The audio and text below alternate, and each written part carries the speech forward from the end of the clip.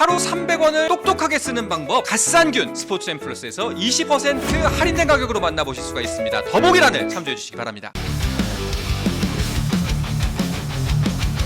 웃고 떠들고 기분 좋게 얘기를 했지만은 오늘 일단 가장 큰 이야기는 이 이야기입니다. 여자 배구 대표팀의 발리볼 네이션스 리그 이야기부터 해봐야 될 것 같습니다. 뭐 예상은 했지만 우리가 희망은 가질 수 있잖아요, 사람이. 딱 어떻게 표현하면 될 것 같냐면 우리의 기대는 갓상균 PPL 같은 느낌이었어요. 네. 딱 박주현 아나운서 얼굴을 보는 느낌이었거든요. 네. 근데 실전으로 가니까 오해원, 김효경의 투샷이더라. 딱 이 정도 표현이 맞는 것 같습니다. 너무 뼈아픈 패배들이었다. 네. 자, 일단은 경기 결과를 좀 짚어보면요. 첫 번째 대결 독일과 3대0, 이탈리아 3대0. 오케이, 좋아요. 자, 근데 우리가 좀 희망을 걸었었던 체코와 풀세트 접전 끝에 승부를 내주고 말았습니다. 자, 그리고 마지막 경기였던 미국과의 대결에서도 3대0으로 지면서 결국 1주차 경기 4경기에서 전패를 하고 말았습니다. 경기 내용부터 일단 간략하게 정리를 해주시죠. 일단은 뭐 독일전 같은 경우에는 스코어 3대 0이긴 한데 한 세트에서는 우리가 굉장히 좀 좋은 모습을 보여줬었죠. 그래서 혹시나 한 세트 정도는 가능하지 않을까. 독일도 사실 좀 약간 이제 정비가 되지 않은 느낌이었거든요. 네. 그래서 좀 승부가 되는 경기였는데 3세트에서 우리가 앞서고 있는 상황. 정윤주 선수가 들어가서 좋은 서브를 보여줬었거든요. 그래서 우리가 한 3점 차까지 리드를 했는데 결국 좀 리시브가 흔들리고 공격이 막히면서 패배를 했고요. 이탈리아전은 뭐 정말 이탈리아와 우리의 격차가 어느 정도인지 이탈리아가 일진이 나오지 않아도 거의 뭐 한국과의 대결 거의 뭐 고등학생과 좀 성인 팀의 대결 수준 정도가 약간 그런 아닌가. 느낌이었어요. 네. 4승 한다고? 정신 차려. 약간 그런 느낌. 그런 경기였고요. 이제 지난주에도 저희가 짚어드렸지만 체코가 그나마 좀 1승을 노려볼 수 있는 상대다. 그렇죠. 그래서 뭐 3세트까지 경기 내용도 굉장히 좋았어요. 2대1로 우리가 앞서고 있었는데 4세트부터 갑자기 집중력이 떨어졌고 결국 승부처인 5세트는 뭐 뭔가 한 6대6 정도까지 동점이었나요? 해보다가 결국 마지막에 점수차가 점점 벌어지면서 패했고 마지막 미국전. 미국도 사실 이번 대회 지난번 분석 때도 말씀드렸지만 대학생 선수들 그 다음에 대학교를 졸업한 지 1, 2년 정도 되는 선수들로 이제 세대 교체를 준비하고 있었는데 뭐 힘에서 눌린 경기였습니다. 그렇습니다. 그러니까 미국도 물론 그냥 우리끼리 한 얘기였나? 대학 선수들이기 때문에 그래도 한번 좀 그러니까 이번 VNL은 우리는 A 대표팀 최정예로 나갔잖아요. 네. 근데 다른 대표팀들은 거의 세대 교체를 진행 중이기 때문에 A 팀이라고 볼 수 없는 팀들이 나온 상황에서도 우리의 베스트 선수들이 이렇게 처참하게 패했다라는 게 정말 차마 눈 뜨고는 볼 수 없을. 그러니까 제가 아는 모 배구인께 제가 어떻게 보셨어요? 라고 좀 어렵게 질문을 드렸더니 차마 경기를 다 볼 수 없어서 중간에 껐다. 라고. 저도 몇 번이나 끄고 싶었습니다, 사실. 끝까지 다 봤어요? 네, 우리 유미 작가님한테 제가 카톡을 보내서 너무 보기가 힘듭니다. 네. 제가 두 경기를 라이브로 봤었는데 네. 독일전이랑 이제 미국전을 봤는데 정말 보기가 힘들더라고요. 속이 많이 상합니다. 그러니까 결국, 이게 그래서 제가 이게 1주차가 우리 방송사를 통해서는 중계가 안 됐잖아요. 그래서 방송사 쪽에 좀 제가 이제 숙제 우리 샘플 구독자들께서 질문해 주시는 거 숙제도 할 겸 방송사 쪽에 좀 중계 없냐. 뭐 1, 2주차가 아니더라도 뭐 일본에서 하는 3주차 경기는 그래도 좀 가능성이 없냐라고 질문을 드렸는데 일단 1, 2주차는 시간대가 좋지 않고 워낙 우리 선수들 경기력이 안 좋다 보니까 시청률이 낮을 걸로 예상돼서 1, 2주차는 쉽지 않다. 그런데 좀 3주차 때 반등을 좀 해주면 그때는 이제 일본에서 하니까 중계 가능성도 있는데 아무래도 우리 선수들 경기력이 조금 관건이다라는 말을 하시더라고요. 그러면 어디서 해요? 이제 아직 정해지진 않아요. 정해지지 않았는데 네. 뭐 어쨌든 뭐 경기는 진행되고 중계는 이제 제작하는 걸 우리가 가져와서 화면만 받아서 하면 되는 거니까 크게 어려운 건 아니다. 네. 당장 내일이라도 할 수 있어요. 네, 그렇죠. 댓글에 지금 차볼게요 들어왔는데 박재민인가요, 이거? 아닌가? 예. 알겠습니다. 제가 결국 이 4주차 경기 전패하면서 또 랭킹은 또 더 내려갔어요. 이제 2칸 내려갔어요. 왜냐면 음. 이런 강팀들하고 싸우면 피바 랭킹 포인트 특성상 강팀이 이기면 점수가 조금 올라가고 약팀은 저도 조금 내려가거든요. 그래서 별로 안 내려갔어요. 그게 더 슬퍼요. 이게 순위가 실시간으로 네, 변동이 있습니다. 네. 예. 근데 4패를 했는데도 2계산밖에 안 내려갔다. 이거 좋아해야 돼? 네, 슬픈 이거 그러니까 현실이다. 이거 좋아야 되는 거야? 네. 아 지금 좀 많이 속이 많이 상합니다. 자 지금 뭐 댓글에서도 구독자분들 화가 좀 많이 나셨는데 뭐 이거 책임론을 하기에도 사실 너무 부족한 경기력이었어요. 사실. 근데 10분 이해합니다. 지금 저렇게 좀 안 좋은 말씀하신 것도 10분 이해하는데 많이 하십시오. 많이 여기다가 예, 아쉬운 이야기 많이 하십시오. 어디 가서 하겠습니까? 우리가 여기다가 댓글에서 해야지. 예. 자 이렇게 1주차 결국 4전 전패했고 우리가 잔류하기 위해서는 VNL에 결국에 지난 방송에서 최소 2승은 해야 된다. 안정권에 들기 위해서는 이라고 말씀하셨잖아요. 근데 일단은 1주차에서 실패했습니다. 상황이 더 나빠졌어요. 이게 지난주에도 제가 말씀드렸지만 2승을 하더라도 승점이나 세트 득실을 따질 확률이 있다고 말씀드렸잖아요. 오롯이 승점을 가져와야죠. 이게 우리의 라이벌이라고 할 수 있는 하위권 팀들이 어떤 성적을 거두냐가 중요한데 이게 다른 팀들이 세대 교체를 많이 하다 보니까 하위권 팀들이 생각보다 빠르게 좀 승수를 챙기고 있는 분위기예요. 뭐 프랑스, 뭐 태국 이런 팀들이 벌써 1승씩을 다 챙겼거든요. 그러니까 우리가 2승을 해도 사실 강등을 면한다라고 할 수가 없는 상황이 몰렸어요. 네. 담보할 수 없죠. 네. 자 그럼 이렇게 1주차는 일단 보냈고 2주차 경기는 언제부터 시작되나요? 네, 이제 VNL 방식이 이렇습니다. 여자부 경기, 남자부 경기, 그다음에 여자부 경기, 남자부 경기입니다. 그래서 이번 주는 이제 남자부 경기가 열리고요. 다음 주에 이제 장소를 옮겨서 여자부는 2주차 경기를 치르게 됩니다. 튀르키예에서 캐나다, 벨기에, 튀르키예, 도미니카 공화국 이렇게 상대합니다. 네. 깡이님께서 질문해 주셨는데 우리처럼 전패한 나라가 있을까요? 최근에는 우리밖에 없죠. 아 웃으면 네, 안 되는데. 네. 아, 그동안에 이제 뭐 우리가 코어 팀, 그러니까 이제 핵심 팀이라서 전패를 하고 꼴찌를 해도 강등을 당하지 않았는데 이제 우리가 코어 팀에서 벗어났고 시스템이 그렇죠. 바뀌었기 때문에 이번에는 정말 18위를 하게 되면은 강등을 당하게 됩니다. 그렇습니다. 자 2주차 경기 6월 18일부터 이제 한 주 쉬고 그 다음 주부터 시작이 되는데요. 아까 보셨다시피 튀르키예에서 펼쳐지고 대진이 캐나다, 벨기에, 튀르키예, 도미니카 공화국입니다. 이 네 팀 중에서는 해볼 만한 팀이 있을까요? 그래도 하나를 골라야겠죠. 고르자면 역시 22일에 열리는 벨기에와 경기인 것 같아요. 이제 우리 시간으로 10시에 열리는데요.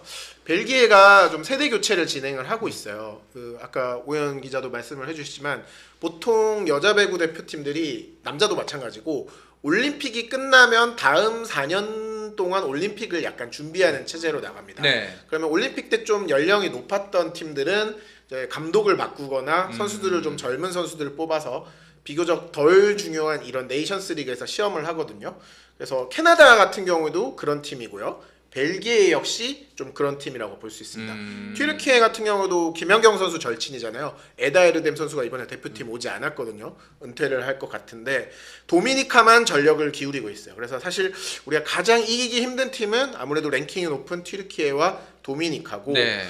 벨기에와 캐나다가 그래도 우리가 한 세트라도 따볼 수 있고 벨기에는 승점 1점이라도 땄으면 네. 하는 약간 바람, 기원, 네, 기도. 네. 네. 아니, 그러니까 이게 댓글에 뭐 다은솔 TV님이 그 계속 저희가 뭐 코어 팀이었다라고 그래서 강등은 안 됐다라는 게 무슨 의미냐라고 하는데 이게 VNL이 처음 시작할 때 우리가 그래도 세계 배구의 중심에 있는 나라다라고 네. FIVB가 인정을 해준 거죠. 그래서 뭐라 할까 일단 VNL에서 경기할 수 있는 우선권을 줬다라고 볼 수 있는데 그러니까 시드 같은 거죠. 네. 네, 근데 코어 이제 팀들은 이제 홈에서 경기도 유치를 할 수 있고 강등을 당하지 않고 이제 그 반대되는 개념으로 챌린지 팀이란 팀들은 매년 이제 성적에 따라 강등이 될 수 있는 그런 위치였는데요. 근데 이제 그 자격이 없어졌다. 네. 그때만 해도 이제 우리는 김연경 선수도 있고 올림픽에서 뭐 메달권까지 바라보는 그렇죠. 팀이었으니까 코어 팀이었는데 그러니까 사실상 코어는 김연경이었으니까.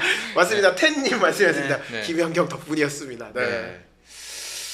알겠습니다. 자, 그리고 좀 더 씁쓸한 것 중에 하나가 그 일본 이야기 아까 댓글에서도 나왔는데 일본은 4승을 했습니다. 심지어 4경기가 모두 다 3대 0. 아.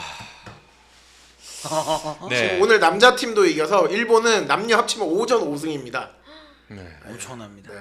우리는 남자는 나가지도 못하는데. 그러니까 이게 일본의 승리가 더 대단한 게 우리가 국제 대회 나가면 항상 하는 말이 있어요. 키가 작다. 우리 선수들은 유럽이나 그러니까 뭐 신체 조건에서 네. 뒤진다. 예, 피지컬이 떨어진다. 네. 예. 근데 일본이라고 크지 않아요. 일본이 오히려 키가 더 작습니다. 일본- 그럼에도 불구하고 4전 전승 3대 0. 네. 일본 같은 경우에도 이번이 사실 100% 주전을 가동하진 않았어요. 이제 슈퍼스타였던 코가사리나 선수가 은퇴를 하는 등 이제 좀 멤버들이 좀 바뀌었는데 특히 주공격수들 선수는 뭐 와다 선수라든가 이시카와 선수들 다 키가 170대예요. 그렇게 크지 않아요. 그러니까 우리로 치면 정윤주 선수 사이즈 정도 되는 선수들인데 정말 기가 막히게 공격을 합니다. 저는 솔직히 이번에 한국 경기 2경기 봤는데 일본 경기 3경기 봤거든요. 네. 너무 재밌어요. 너무 배구를 잘해요. 네. 정말. 이게 일단 배구 자체가 그러니까 이런 표현이 맞는지 모르겠는데 우리는 배구가 뻣뻣해요. 뻣뻣한 배구라서 크게 이게 역동적이다 이런 맛이 없는데 일본은 탄력이 있다. 그래서 통통 튄다라는 느낌을 받을 수 있습니다. 그래서 제가 알고 있기론 국내 배구를 좀 배우려는 어린 선수들 중에 한국으로 학교를 진학하지 않고 일본으로 학교를 진학하려는 친구들도 있는 걸로 알아요. 오히려 일본에 가서 조금 더 국제적인 감각에 맞춰서 배구를 배워서 오겠다. 네. 그러니까 아예 거기서 성공을 그러니까 프로로도 일본에서 갈 수 있으면 좋겠지만 그게 안 된다면 일본에서 배구를 배워서 한국으로 다시 오겠다라고 할 정도로 지금 우리나라 전반적으로 이렇게 선수들을 육성하는 시스템 자체가 일본과 비교가 안 될 정도로 지금 한국은 크게 뒤처져 있다라고 보면 게 맞을 것 같습니다. 이거는 나중에 저희가 이제 그 나름 그래도 유튜브에서 종합 스포츠 채널을 표방하고 있지 않습니까? 네, 그런데 이 이야기는 꼭 해봤으면 좋겠는 게 운동하던 친구들, 특히 이제 제 주변에 운동했던 사람들은 이제 연배가 위잖아요. 다 은퇴한 선수들이 대부분이고 엘리트가 무너졌다라는 이야기를 굉장히 많이 하거든요. 그래서 그 뭐 이제 고등학교에서 뭐 수업 위주 엘리트를 제대로 육성하지 못했다라는 핑계라고 표현해서 미안한데 일본 같은 경우에는 클럽이잖아요. 그렇죠. 네. 물론 이제 몇몇 학교들은 좀 이제 우수한 선수들을 스카우트를 해요.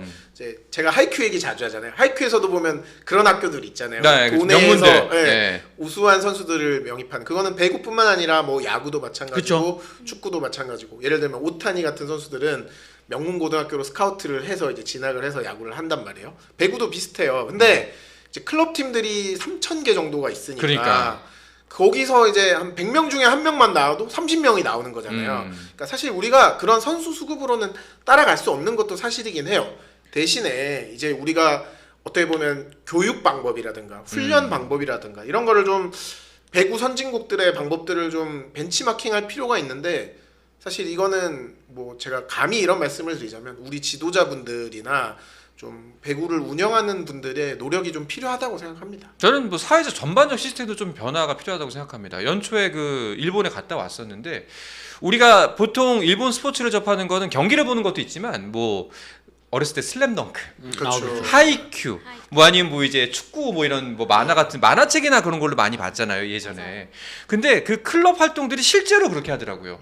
중학교 고등학생들이 대부분 다 정규 교과 과정이 수업이 끝나고 나면은 다 뭐 육상부로 가고 농구장으로 가고 배구장으로 가서 밤 9시까지 훈련하다가 오더라고요. 네. 예. 그러다가 고2 때쯤 되면은 그때부터 이제 진학을 하기 위해서 공부를 하는 친구들은 그때부터 학원을 다닐까 말까를 고민한다고 하더라고요. 학원을 이제 많이 다니거나 이제 네. 진학을 위한 이제 자기 진로를 결정을 하는 거죠. 네. 근데 지금 뭐 저도 아이를 키우지만 초등학교 저학년 때부터 우리는 학원에 미쳤어요. 다 뭐 저희 구독자 여러분들 다들 연배가 좀 있으셔가지고 아마 아이를 키우시는 분들은 잘 아시겠지만 이거 좀 문제가 있거든요. 요거는 나중에 한번 좀 기회가 되면은 좀 진지하게 한번 구독자 여러분들의 댓글과 함께 이야기 나눠봤으면 좋겠다 하는 생각을 가져봅니다. 어쨌든 돌아가면 네. 우리가 그래도 노려볼 상대는 벨기에다. 벨기에다. 벨기에 같은 경우에는 우리 팬들이 주로 이제 벨련경이라고 부르는 선수가 있어요. 벨기에기 김연경, 이제 브릿 헤르보츠 선수가 있거든요. 이 선수를 제외하면 그나마 우리 선수들과 좀 비벼볼 기량차가 적다. 그래서 좀 기적을 한번 좀 기대해봐야겠지 않느냐. 뭐 육사영 선수라든가 이선우 선수가 잠깐 빛나는 모습들을 보여주긴 했거든요. 좀 그런 모습들이 나와줬으면 좋겠어요. 근데 사실 2주차보다는 3주차가 조금 더 가능성이 맞습니다. 높다. 현실적으로는 그렇습니다. 사실. 폴란드, 네. 일본, 불가리아, 프랑스에서 네. 하거든요. 그러니까 뭐 아무래도 선수들이 장기간 해외에 있다가 오는 거라서 뭐 일본이라고 그렇게 유리하겠냐라고 할 수 있겠지만 그래도 상대적으로 붙어서 승점 아니면 승리를 얻을 수 있는 확률은 그래도 3주차, 특히 이 3주차의 마지막 불가리아, 프랑스가 그나마 조금 더 있다. 그래서 목표로 하는 2승은 어찌어찌 해볼 수도 있겠지만 근데 그 결과에 너무 기뻐해서는 안 된다라고 걱정하고 있습니다. 그렇습니다.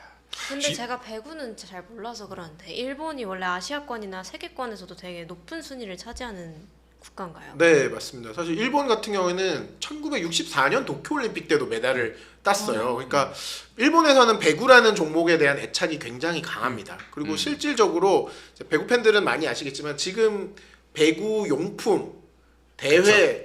거의 대부분의 스폰서가 일본 회사들이에요. 그러니까 그만큼 일본에서는 야구나 축구만큼은 아니지만 배구가 굉장히 인기 스포츠다. 그러니까 이게 과거의 배구를 보면 일본뿐만 아니라 한국도 약간 아시안 스타일, 그러니까 주류와는 다른, 그러니까 유럽이나 뭐 미국 같은 나라들하고 다르게 아시안 특유의 약간 수비를 끈질기게 하고 이런 게 있었어요. 근데 일본은 여전히 그런 특성을 살려서 발전해가는 반면에 우리는 약간 저는 그냥 개인적으로 어린이가 아빠 양복 입고 이렇게 다니는 듯한, 그러니까 몸에 맞지 않는 옷을 자꾸 입으려 한다라는 생각을 합니다. 그래서 뭔가 이거는 유소년 레벨에서부터 지도자들이 조금 더 노력을 해줘야 되는데 그러지 못한, 제가 전에도 방송에 얘기했지만 댓글에도 있었어요. 내가 누굴 키웠는데 누구한테 배워요? 뭐 이런 그런 마인드라면 힘들 거다라고 생각을 합니다. 네. 아까 댓글에서 유재훈님인가요? 벨기에 겁나 잘한다. 헛소리 그만해라. 네, 하는데 네 팀 중에 네. 그래도 그나마. 우리가 네. 유재훈님 네. 그 2승 절대 없다는데 재훈님 압니다. 우리도 알아요. 아는데 그렇다고 우리가 지금 12패합니다. 네, 여러분 12패합니다. 희망 버리세요라고 말을 하겠습니까? 유재훈님 그래도 댓글 위에는요. 네. 전패에 손모가지를 건다라고 하시는 분들 계셨어요. 그러니까 여러분 압니다. 알아요. 아는데 우리가 내가 지금 여기다 뭐 물이라도 떠놓고 빌어야겠냐고. 그래도 응원해야죠. 예. 그러니까 가장 대표적인 건 제가 기사로도 몇 번씩 쓰고 방송에서도 얘기했던 것 같아요. 그러니까 전 세계 여자 배구의 흐름은 여자 선수들이지만 그러니까 남자 선수들이 하는 것 같은 배구를 해요. 근데 우리는 V리그, 여전히 V리그도 그렇고 대표팀도 그렇고 여자 선수들이 그 세계적인 흐름을 전혀 따라가지 못하고 있다. 그러다 보니까 격차가 점점 더 벌어지는 것 같습니다. 특히 뭐 비시즌에 보면 그 문제가 특히나 더 깊게 볼 수 있는 것 같고. 아니 그렇다면 개인적으로 좀 궁금한 게 아까 우리가 일본 얘기했잖아요. 그 이제 다른 세계적인 여자 배구의 트렌드가 남자 배구를 따라간다고 쳤을 때 일본도 그런 식이에요? 일본도 경기 경기를 스타일이 보면 예.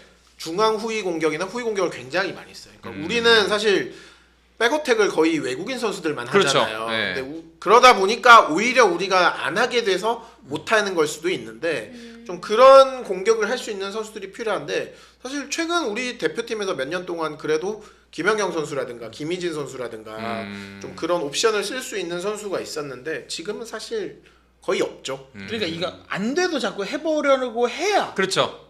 그게 된다를 해보는데 그냥 아예 시도조차 안 하다 보니까 기회가 와도 그냥 그 기회를 살리지 못하는 거죠. 뭐 댓글에 강강수월래만큼은 세계 최고다라고 하는데 그것도 이겨야 할 수 있는데. 그러니까 정말 저런 비판이 너무 뼈 아픕니다. 네. 하루 300원을 똑똑하게 쓰는 방법 갓산균 스포츠앤 플러스에서 20% 할인된 가격으로 만나보실 수가 있습니다. 더보기란을 참조해 주시기 바랍니다. 스포츠 플러스 한정의 무